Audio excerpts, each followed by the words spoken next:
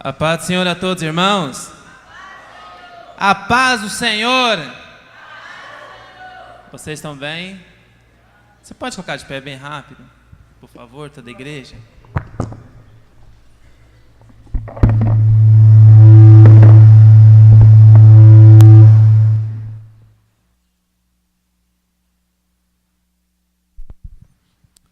Vamos fazer só uma oração primeiro. Senhor, obrigado. Obrigado por esse momento que o Senhor tem nos preparado, Pai. E eu posso falar com toda certeza que é uma noite de privilégio, Pai, para todos nós, Pai. Vamos ouvir a Tua palavra, aprender. E nós temos uma convicção que o Senhor tem falado conosco, Pai, mediante esses 5 cultos anteriores, Pai. Já tivemos 5 aulas falando sobre Timóteo, um homem usado por Deus e principalmente um pai chamado Apóstolo Paulo, preocupado com a sua vida espiritual. Meu Deus, direciona nós como igreja, fala conosco, abra nossos corações para ouvir essa mensagem de hoje e sermos transformados pelo Senhor. É o que eu te peço, em nome de Jesus. Amém. Poder sentar. Obrigado, pastor.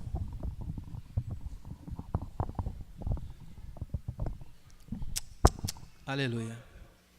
Essa carta que já foi lida no início do nosso culto, que é 1 Timóteo, capítulo 6, eu acho ela muito importante. Primeiro ponto eu quero colocar aqui, e isso foi desde a primeira aula e também será na continuidade da carta. Eu vejo primeiro um pastor preocupado com uma ovelha.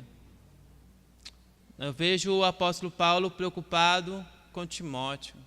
Eu quero só começar aqui pontuando você e eu. Pode ser? Eu fico olhando, sabe? Deus preparou todo esse culto, Deus preparou a palavra, Deus preparou os cantores. Que hino maravilhoso, irmão. Que Deus continue te abençoando, viu? Foi muito lindo. Deus preparou todo esse cenário do dia de hoje, da noite de hoje, porque Ele é um pai também preocupado conosco, assim como o apóstolo Paulo, como um pai ao seu filho. Ele é preocupado com a gente. E nessa preocupação Ele quer que nós aprendamos a viver mais nele. E não na condição nossa. Pode pôr o slide, por favor? E não na condição nossa, não na condição humana, não nos meus méritos pessoais, mas nos méritos totalmente de Cristo. Amém. Ótimo, vamos lá. Esse texto, o livro de hoje, a carta de hoje, é um livro geral. Como assim geral, Lucas? É um livro de exortações a diversos grupos. Nessa epístola, nessa carta, nesse capítulo em especial, serão colocados vários assuntos que serão pontuados, não apenas um. Vamos ler junto comigo? Pode ser? Vamos começar em apelo. Primeiro apelo, apelo. Ótimo. Segundo apelo, apelo. Terceiro apelo, apelo acerca. Quarto apelo, apelo. Timóteo. E o apelo final, que vai ser pontuado também. Nesse ensino de hoje, eu fiz uma mudança, não sei se você notou ali no slide. Vamos começar do versículo 1 e 2, 3 a 10, e já vamos pular para o 17, 19, eu achei interessante já jogar lá na frente, e depois vamos pontuar, voltar para o 11 e 16, por favor, com a sua Bíblia aberta, tá? Quem já fechou sua Bíblia, eu peço por favor que possa abrir agora, tá? Esse culto é um culto de exposição. A irmã Eliane riu, essa irmã Eliane é pai, olha para mim rindo. Gente, vou ser franco para você, não tem coisa melhor do mundo do que um culto de Bíblia aberta, sabe? Nós, como pregadores, às vezes erramos, sem intenção erramos, e tem pregadores que erram porque quer mesmo. Então, nós temos que estar ligados e antenados no que o texto vai ser exposto. Posso passar já? Vou falar sobre as riquezas. Vamos falar sobre apelo aos homens de Deus. Isso aqui eu mudei um pouco aí. Nesse comecinho do texto vai falar sobre o apóstolo, sobre Timóteo em especial, mas vamos trabalhar como o irmão Lucas, o pastor Wendel, como todos nós. E também haverá um apelo final. Então dá para entender que nessa carta não é padronizado. Normalmente o apóstolo Paulo padroniza a sua carta. Ele é um dos únicos que sabe trabalhar com clareza a maioria das suas cartas. Às vezes ele pontua 3, 4 questões. Já nesse aqui, por ser um fechamento de uma carta, da primeira epístola, ele já deixa várias advertências, várias exortações. E as exortações também servem para mim e para você, tanto do começo até o fim. O primeiro apelo que o apóstolo Paulo lança aqui está no versículo 1 ao 3. Com a sua Bíblia, por favor. Está escrito assim: todos os servos que estão debaixo de jugo, considerem digno de toda honra o próprio Senhor, para que o nome de Deus e a doutrina não seja blasfemada. Também o que tem senhor fiel, não o trate com desrespeito, porque é irmão. Pelo contrário, trabalhe mais, pois ele que partilha do seu bom serviço é crente e amado, ensina e recomenda estas coisas. Aqui, eu não vou falar sobre escravo. Por quê? A escravatura já foi quebrada há muito tempo. Nós não falamos sobre a escravatura. Mas analisando lá em casa, o que eu poderia aplicar aqui hoje? Em vez de nós lançarmos a visão servos, vamos lançar a visão funcionários. Por que funcionários, Lucas? Eu e você somos funcionários. Todos nós aqui somos funcionários de alguém. E se der bobeira, o empresário é funcionário do Estado, porque tem que pagar tanto tributo, tanta coisa, né? O empresário em si, ele tem que pagar para vários. Então acaba sendo, em parte, um pouco funcionário, porque está coligado a uma outra situação ou a outra pessoa. Aqui nós vamos trabalhar funcionários, porque todos nós vamos participar desse texto de hoje. Não somente eu, mas todos nós. A primeira recomendação, vou começar lá no finalzinho do versículo 2c. Ele diz assim: ensina e recomenda essas coisas. Vamos lá, vamos ler junto comigo? Ensina e recomenda estas. Aqui tem um ponto interessante. O porquê que o apóstolo Paulo iniciaria esse 6º capítulo, finalzinho da sua carta, falando sobre escravos. Nós temos o livro de Filemão, que é muito claro sobre a posição do escravo. De forma que havia um escravo fujão, e o apóstolo Paulo fala o quê? Recebe-o de volta, como irmão. Tenha esse apego, essa paixão novamente com ele, porque ele já não é mais qualquer, ele é irmão. Se ele tiver algo a pagar, eu pago, mas recebe-o de volta. Então, se fosse falarmos apenas sobre servos, a carta de Filemão seria muito esclarecedora. Porém, aqui há uma questão que foi levada para o apóstolo Paulo. Que questão é essa, Lucas? Entre os cristãos, essa carta é totalmente para os cristãos, assim como eu vou falar dos ricos e de outras questões, é para cristãos. Nessa questão aqui, aconteceu que havia um grupo de cristãos, servos, naquela época escravos, e eles haviam tramado uma doutrina. Que doutrina é essa, Lucas? Olha que interessante. Eles tinham tramado uma doutrina em que o servo cristão e o patrão cristão eram iguais, e se eram iguais, eles podiam desrespeitar, porque não haveria aquela posição, hierarquia. Obrigado, Marlene. Não havia mais a hierarquia, eles são todos um. Então havia essa posição. Havia formulado uma doutrina naquela época, naquele momento, a respeito do servo. E o apóstolo Paulo já começa, ele dá uma recomendação, mas ele fala: olha, ensina e recomenda essas coisas. O apóstolo Paulo era preocupado com o servo. Hoje eu estava conversando com uma pessoa e ele comentou que Deus também é preocupado com os profissionais. Deus é preocupado, além de nós, igreja aqui, Deus é preocupado com a nossa área profissional lá. Às vezes somos excelentes obreiros na casa do Senhor, mas somos péssimos funcionários.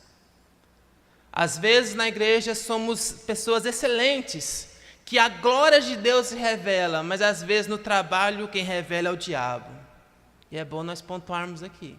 Isso aqui serve para nós, por isso que eu falei funcionário, para nós também repensarmos Além da igreja, o apóstolo Paulo trouxe essa questão. Além do irmão, você é funcionário. Além da igreja, você é funcionário. O versículo 1 começa assim: todos os servos que estão debaixo de um jugo, considerem dignos de toda a honra ao próprio Senhor, para que o nome de Deus e a doutrina não sejam blasfemados. Eu acho interessante aqui. Essa questão eles tinham criado um padrão de hierarquia. Somos iguais porque somos irmãos. Mas o apóstolo Paulo fala: olha para o seu patrão e tenha por ele honra. Tenha por ele honra. Isso aqui serve para mim, para você, funcionários. Nós devemos olhar para o nosso patrão com honra. Olhar para ele sabendo que dali vem o meu sustento. Uma questão que eu tenho que melhorar. Eu tenho que aprender a orar pelo meu patrão. Eu tenho que aprender a ter esse hábito. Porque é de lá que vem meu sustento. Imagina se a empresa quebra, eu saio da empresa. Ué. Então é algo importante nós notarmos isso. Temos que ter esse padrão de oração. De olhar sabendo que o Senhor que o levantou. E Deus me colocou naquele ambiente.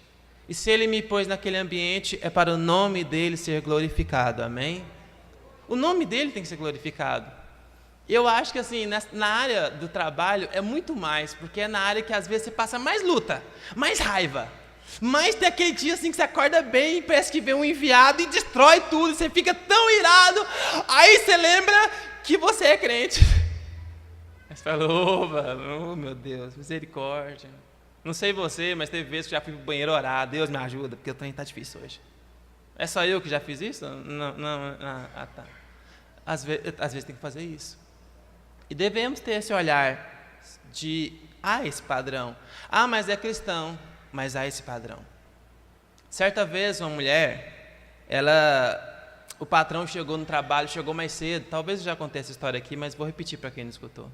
O patrão chegou mais cedo no trabalho, não dormiu bem, acordou cedinho, falou: quer saber, eu vou trabalhar logo, eu não vou aguentar ficar em casa não, estou cheio de problema, eu vou trabalhar. Chegou no trabalho, ele percebeu que a porta dele estava aberta, pastor. Ele achou assim: mas por que minha porta está aberta do escritório? Tem uma secretária, mas o que ele está fazendo lá?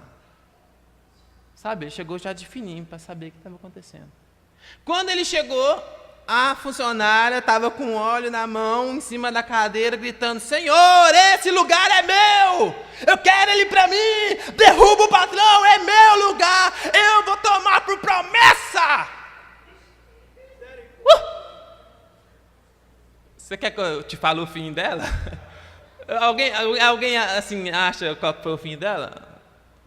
Mas, foi demitida. A macumba gospel, a misericórdia. Deixa eu falar.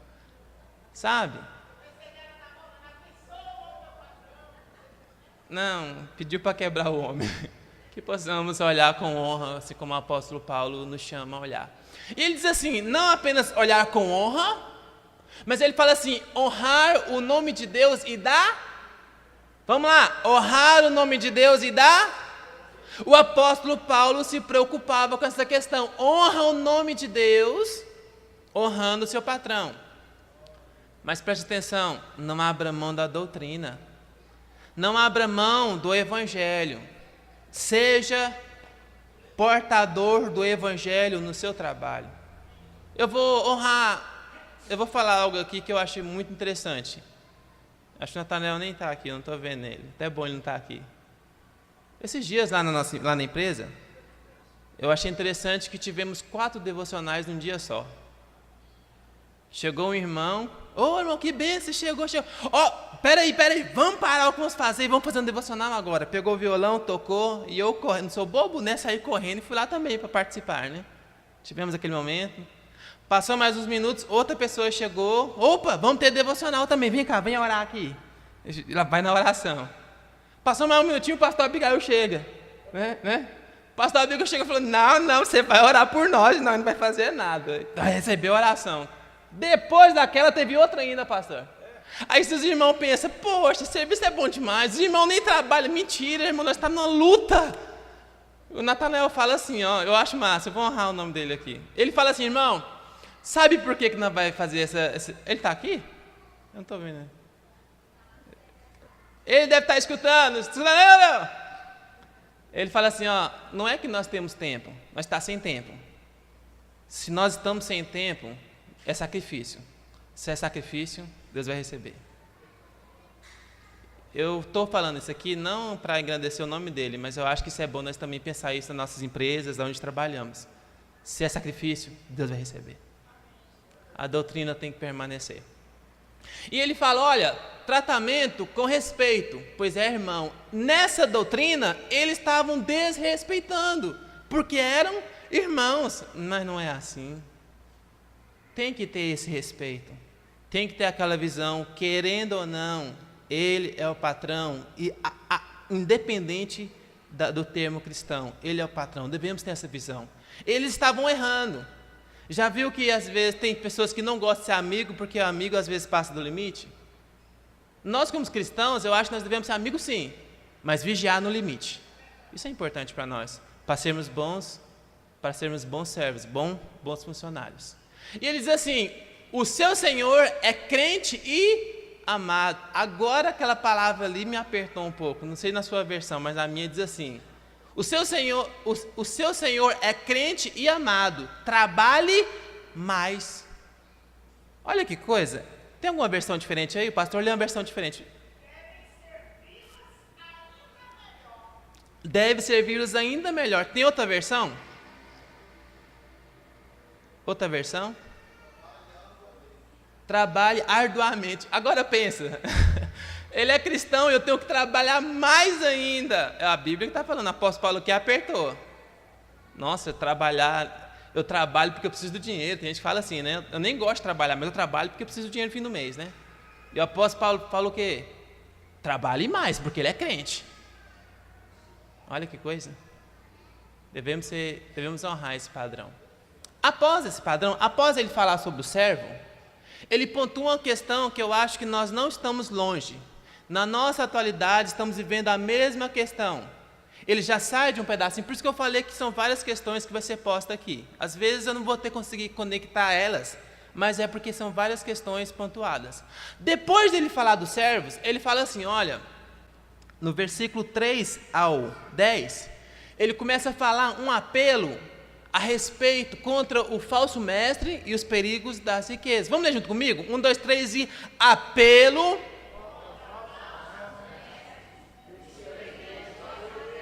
Ele começa a trabalhar aqui, porque naquela igreja havia falsos mestres incentivando a uma riqueza exuberante e independente dos meios.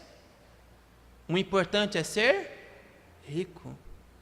Na igreja nossa atual, igreja, quando eu falo não aqui, a igreja geral, estamos às vezes com a mesma visão? A igreja, essa linha da prosperidade não é nova, ela é antiga. E o apóstolo Paulo já batalhava ali. Aí você me diz, Lucas, o que tem a ver aquelas duas imagens? O primeiro é o quê? O segundo? Pois é, tem um pastor chamado Marcos Granconato, eu acho interessante, ele é um pregador excelente. Ele é meio cri-cri, mas eu gosto, né? Ele diz assim, o falso profeta, ele é como pegar uma imagem, um mosaico de um rei. Ali eu coloquei um leão porque eu não achei um rei.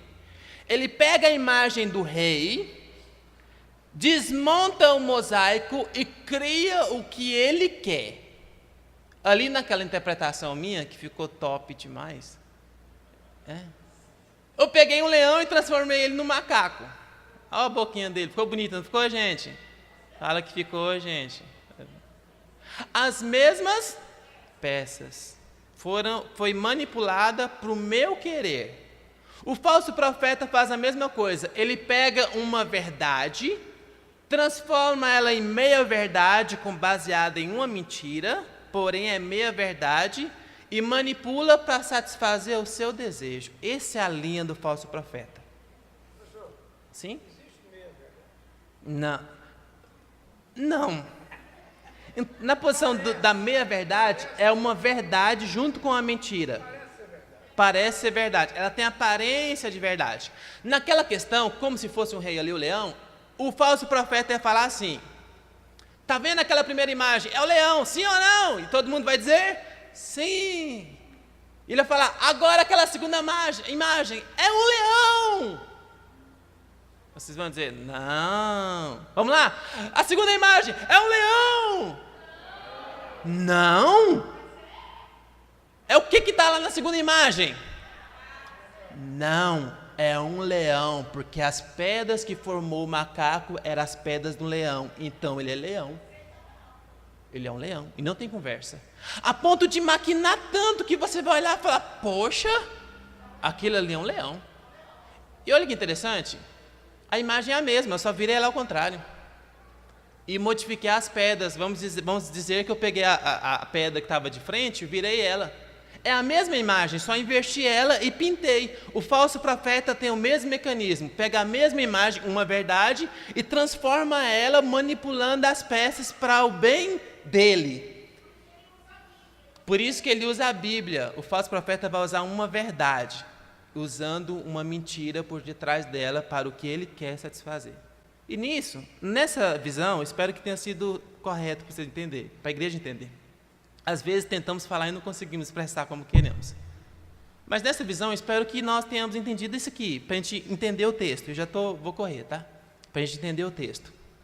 O falso profeta faz isso. Por isso eu fiz essa ilustração, para nós termos essa conexão do que é profeta e do que é falso profeta. Do que é uma verdade, do que é uma meia-verdade. Do que é o que eu estou vendo ou o que está sendo manipulado. E vou ser verdadeiro com você e comigo. Existe muita pregação hoje que é manipulada, não é verdade inteira. O apóstolo Paulo diz assim, eu preguei todos os desígnios de Deus. Ele não pregou meia verdade, mas ele pregou verdade total. Que nós possamos ter essa visão, esse discernimento espiritual para compreender. Aqui ele começa a falar sobre uma doutrina, uma falsa doutrina que é colocada na igreja, naquele momento, que também entra em hoje. Ele começa a falar assim, no versículo 3, se alguém ensina essa doutrina e não concorda com as palavras do nosso Senhor e com o ensino segundo a piedade. A primeira coisa que pontua aqui, essa doutrina fundamentada que existia na igreja naquela época, ela não era um ensinamento de Cristo. Ela não era o ensinamento de Jesus. Eu vejo muitas doutrinas hoje fundamentadas na igreja, eu digo igreja geral, que não é fundamentada na Bíblia. Às vezes é fundamentada em outras coisas, na Bíblia não. Por isso que nós devemos ter essa visão, por isso que eu pedi para vocês agora, abra as suas Bíblias. Eu tenho que ter a Bíblia aberta. Eu tenho que ter essa conexão, essa busca, para compreender o que é de Deus e o que não é. Se eu não tiver essa conexão, irmão, nós seremos engordados com muita mentira. Isso é perigoso. Depois ele fala, olha, além dele falar, esse ensinamento não é de Cristo, ele diz que é um ensinamento segundo a piedade. Ser piedoso é certo ou errado? Eu quero que você participe. Ser piedoso é certo ou errado?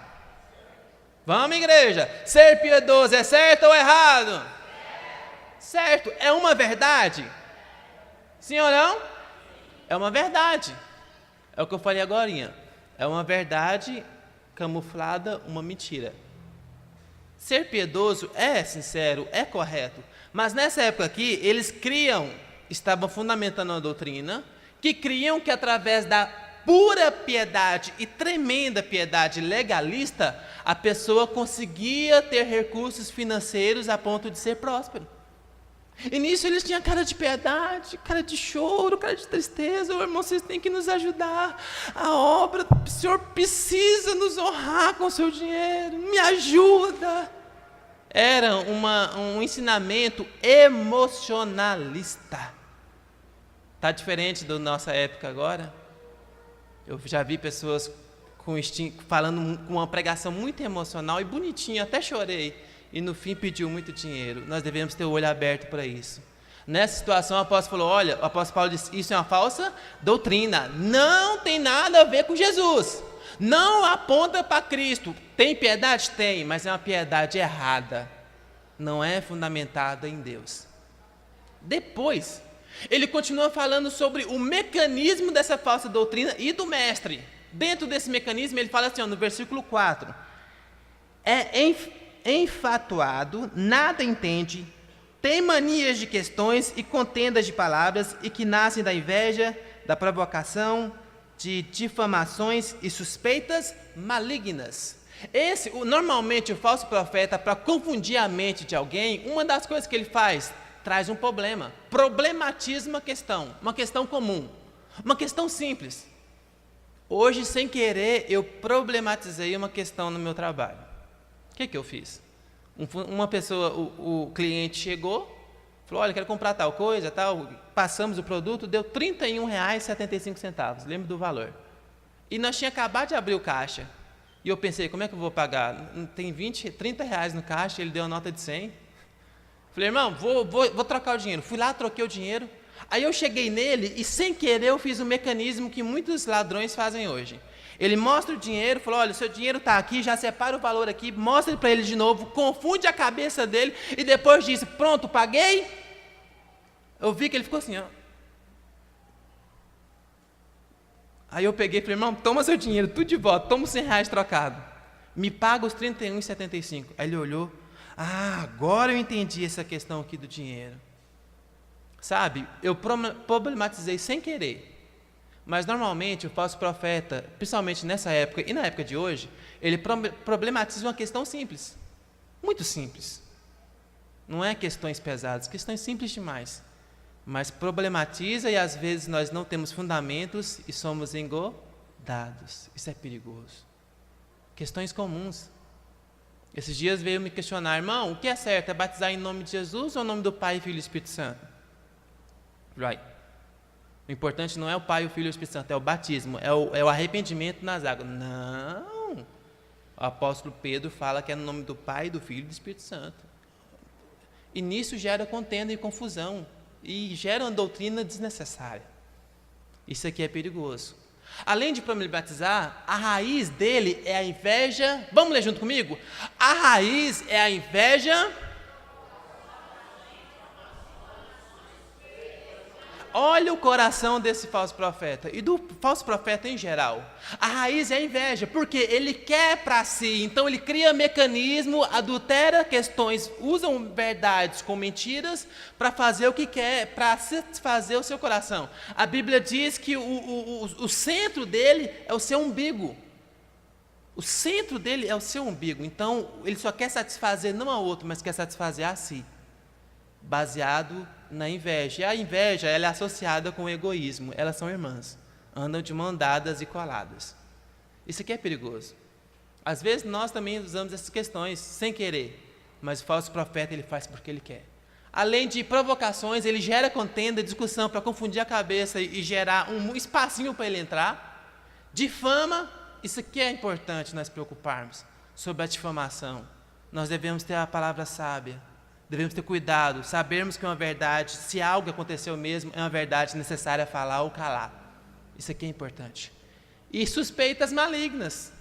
Ele dita coisas que às vezes nem aconteceu, mas ele fala para ele ser ganhado, para ele ser aceito. E isso é perigoso. E além disso tudo, ele diz assim, versículo 5, vamos ler junto comigo na sua Bíblia? Altercações sem fins, ou seja, questões sem fins, pois cujos homens... cuja mente é pervertida e privados da verdade, supondo que a piedade é a fonte de lucro. Esse homem, esse falso profeta, ele não é cristão, ele já perdeu a linha cristã. Ele já se perdeu. A mente dele se tornou pervertida, e nessa perversão, não estou dizendo uma perversão só moral, mas perversão em todas as coisas que eram fundamento sólido. Ele quebrou. Ele perdeu. E ela é privada da verdade. A verdade não há, apenas a mentira que ele quer comprar, ele quer pagar, ele quer vender, melhor dizer, né? Apenas a mentira que ele quer vender. E isso nós devemos estar antenados. Antigamente, a igreja, principalmente a igreja da época dos apóstolos, eles tinham um desejo enorme de ter um dom, e esse dom era o discernimento de espírito. Nós, nessa época, precisamos urgentemente desse dom. De discernir os espíritos, o que é de Deus, o que não é, o que é palavra de Deus, o que é palavra do inimigo. Devemos ter essa compreensão. Às vezes estamos rodeados em dois pensamentos e não agimos em nada. Nós devemos ter a compreensão espiritual do que é e do que não é. Que hoje, a partir de hoje, nós possamos buscar esse dom. Isso é para a igreja, isso é para mim e para você. Mas eu tenho que buscar com zelo para ter essa compreensão espiritual. Amém? E o apóstolo Paulo lança suas considerações. Ele diz assim, a respeito da riqueza, porque eles queriam, através da piedade, daquela carinha de choro, arrebanhar dinheiro para si. Mas pautado na piedade, unido com a lei. Ele trazia a lei de Deus, mas o fim era o recurso financeiro pessoal. Esse era o falso profeta naquela época, e que hoje ainda há muitos falsos profetas assim também. De modo que, nessa atualidade, a Europa foi toda destruída, arrebanhada espiritualmente. Igrejas que antes eram templos enormes, hoje são bares, porque a linha da prosperidade entrou e arruinou a igreja. E no Brasil, essa linha também está forte, que nós possamos ter essa compreensão espiritual para não nos deixar cair nesse vacilo. Eu já vi pregadores que eram pregadores excelentes na palavra e hoje se deixou cair nesse falso evangelho, que nós não possamos cair nele. O apóstolo Paulo diz assim, olha, que vocês, versículos 6 a 8, ele diz assim, vou ler bem rápido, 6 a 8, de fato, grande fonte de lucro é a piedade com o contentamento, porque nada temos trazido para o mundo, nem coisa alguma poderemos levar dele. Versículo 8, tendo sustento e com o que nos vestir, sejamos contentes, satisfeitos. Isso aqui é para nós, como igreja. Eu tenho um termo que eu gosto muito de falar, que nós possamos ter a Cristo-satisfação. O que é a Cristo-satisfação? É eu ser satisfeito em Cristo, porque se eu tenho o de comer e o de vestir, eu tenho que ser contente. Nós que estamos numa geração que nós estamos ensinando nossos filhos a gastar demais, a ter demais, e eles são tristes. Porque nunca satisfaz aquele desejo que ele quer, nunca supre aquela necessidade alta que às vezes nós, pai, colocamos para eles terem mais e mais e mais. Nós devemos aprender a ser contente. Isso aqui é para nós, isso aqui é para a igreja. Que haja essa alegria, ser contente nessa questão. Depois ele fala, o desejo acelerado pela riqueza é tendenciosa à tentação e cilada. E eu coloquei lá em parênteses, do diabo, afogando a ruína e a perdição. Isso aqui é para nós. Primeiro, eu devo ser contente. Fala comigo, contente. Mas fala sorrindo, contente. Eu tenho que ser contente com o que Deus me dá. Se Deus me deu é porque Ele quis. Se Ele não me deu é porque Ele também não quis. A Bíblia fala, olhe para os passarinhos. Eles não plantam, eles não guardam, mas é o Senhor que os alimenta. Assim também na sua vida e na minha. É o Senhor que nos alimenta, nos veste, nos guarda. Não é outra pessoa. Que eu possa ser contente a respeito disso, ter esse coração contente. Ah, Lucas, você está me ensinando que eu tenho que ser aquela pessoa também acomodada, o que Deus dá, que cair do céu é bênção. Não é assim também não. Né? Que possamos ser contentes, mas também que possamos ter foco. Deus nos chama atenção a isso também. Foco do que eu quero também, que Deus também está abrindo para nós. Ele fala, olha, esse desejo acelerado por riquezas, isso destrói. Isso destrói. Eu já vi cristãos que entram na igreja fracassados, sem condição financeira, quebrado, ganhou dinheiro e saiu da igreja. Isso é perigoso. Isso é perigoso. Diz uma história uma vez, isso é história, tá? Por favor, história. Uma vez um homem chegou em outro e falou, olha, eu quero te pagar para você fazer um esquema para destruir tal empresa. Ele falou, não, eu não quero, te dou 1.000, não quero, te dou 2.000, te dou 5.000, te dou 10.000, te dou 20.000, o cara arrancou a arma e matou o outro, pá! Aí o cara falou, poxa, ele ia te pagar, por que você matou ele? Aí ele falou, porque ele chegou perto do meu valor que eu queria, eu preferi matar. Claro que isso é uma suposição, uma questão simples, mas o que eu quero dizer com isso, todos nós às vezes temos um valor que nós devemos nos ver e falar, Senhor, nesse eu não quero cair, e sair. Nessa questão da riqueza, muitos de nós, se deixarmos a riqueza entrar, a Bíblia, eu não prego a doutrina da pobreza, e também não prego a doutrina da riqueza, entenda meu coração, mas o apóstolo Paulo fala no versículo 10, que o amor ao dinheiro, diga comigo, o amor, mais forte, o amor ao dinheiro é a raiz de todos os males, a ponto de desviar da fé. Isso é perigoso. Não é eu ter condição financeira, mas a condição financeira me ter. Isso é perigoso demais. E continua o texto, por isso que eu já pulei, falando a respeito dos ricos. E ele continua falando, olha, vocês que têm dinheiro, eu coloquei não ricos, mas riquezas, porque nós normalmente estamos na classe média baixa ou alta, e também na nossa igreja tem pessoas ricas. Mas ele fala, olha, vocês que são ricos, que têm dinheiro, não sejam, vamos ler junto comigo? Não sejam, mas... Isso aqui é legal. Ele fala, olha, não sejam orgulhosos na sua riqueza, não seja preso a isso não, mas olha, depositem corretamente sua esperança, não no dinheiro. Às vezes eu deposito a minha esperança no meu filho, às vezes eu deposito minha esperança no meu carrinho velho, às vezes eu deposito esperança em qualquer coisa. João Calvino diz que o coração do homem é uma fábrica de ídolos, ele procura quem adorar. Que o coração do homem apenas se coloque em Cristo e que nele possa se fazer unicamente Cristo e nada mais. Nosso coração deseja algo para se colocar no lugar de Deus e às vezes colocamos o dinheiro, mas que nós não possamos ser orgulhosos e depositar corretamente a nossa confiança, não em dinheiro, não em coisas. As bolsas de valores um dia está lá no alto, mas outro dia caiu, então não é seguro. Mas eu posso te falar sem medo algum, a segurança do céu não é bloqueada, a segurança do céu, a salvação não é limitada, Deus já determinou e pronto, não vai ter bloqueio, como a riqueza aqui da sociedade, do nosso mundo atual. Ele também diz, olha, pratique o bem, seja ricos de boas obras, generoso no dar e também no repartir. Por quê? Eu entendo que Deus dá riquezas aos homens para que o nome dele seja glorificado através da sua riqueza. Tem irmãos aqui na nossa igreja que eu amo, ver a riqueza dele. Por quê, Lu? Como assim ver a riqueza dele? Porque ele é próspero, mas ele não deixa o reino a desejar. Ele deposita no reino, não deixa apenas ter, mas o reino tem que crescer juntamente com ele, e ele faz isso. Que nós possamos ter esse coração também. Ele diz, olha, não acumulem tesouros sólidos. Acumulem tesouros sólidos para a verdadeira vida. A versão do pastor diz, para a vida eterna. O nosso bem-estar é bom, é importante, mas não esqueça, a vida eterna é superior a todas as outras coisas. É superior a tudo. Que não esqueça disso. Depois vamos para o 11:16, aqui eu serei breve também. Ele diz um apelo aos homens de Deus. Aqui ele pontua o apóstolo o Timóteo, mas aqui é para mim e para você. Ele começa falando, olha, tu, porém, Timóteo, homem de Deus, foge dessas coisas. Antes, siga a justiça, a piedade, a fé, o amor, a constância, a mansidão.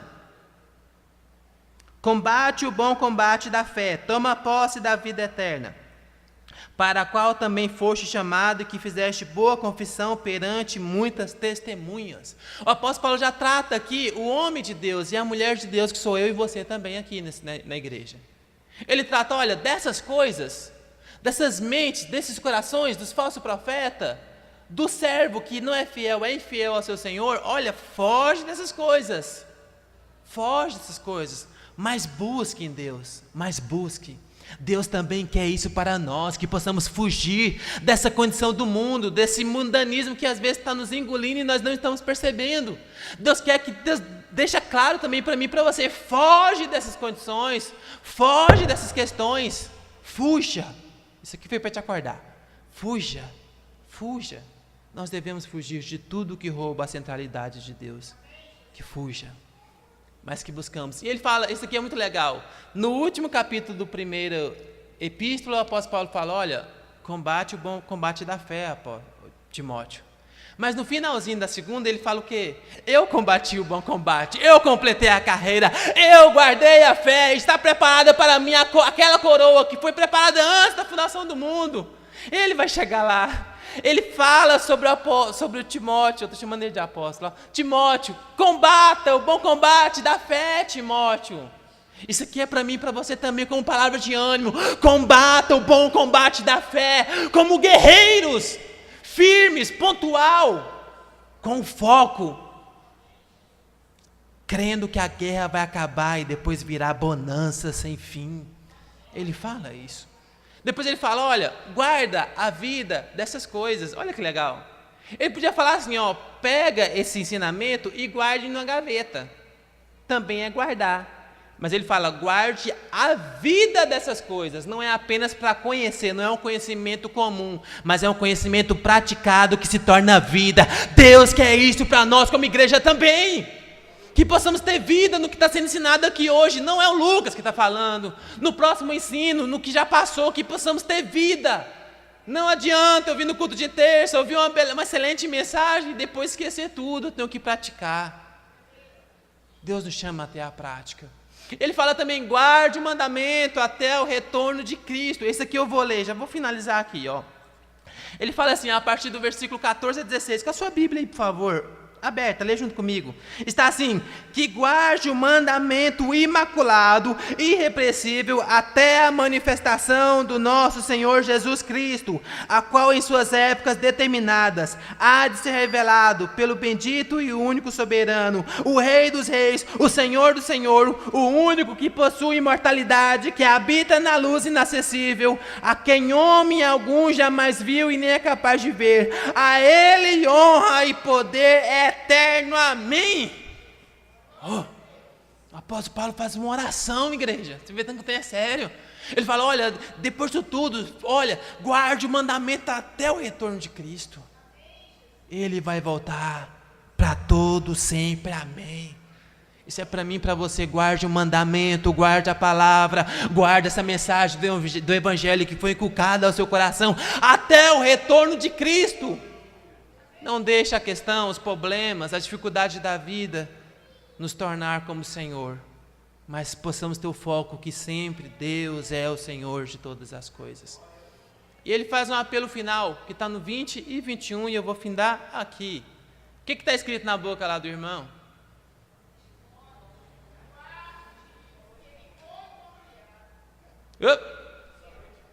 Na boca do irmão.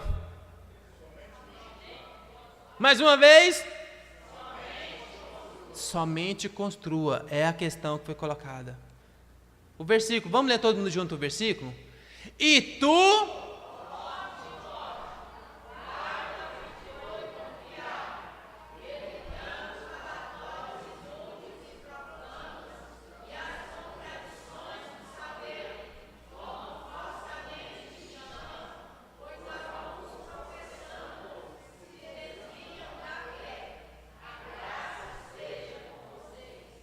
O apóstolo Paulo fecha aqui. Depois de tantas questões problemáticas que foi passada para ele traz uma resposta e fala, olha apóstolo, olha Timóteo, guarda o que te foi confiado, Timóteo.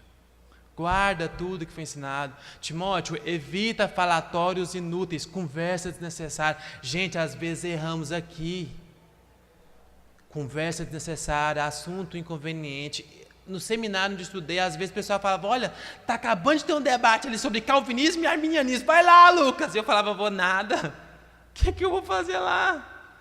É um debate que já tem quase 2000 anos e nunca aconteceu nada. Não adianta, eu não vou lá, é falatório inútil. Ele fala, olha, falatório inútil e profano, na contradição do conhecimento, como falsamente eles chamam, pois alguns professando se desviam da fé. A graça seja com vocês. Guarde isso no coração. Guarde isso no coração.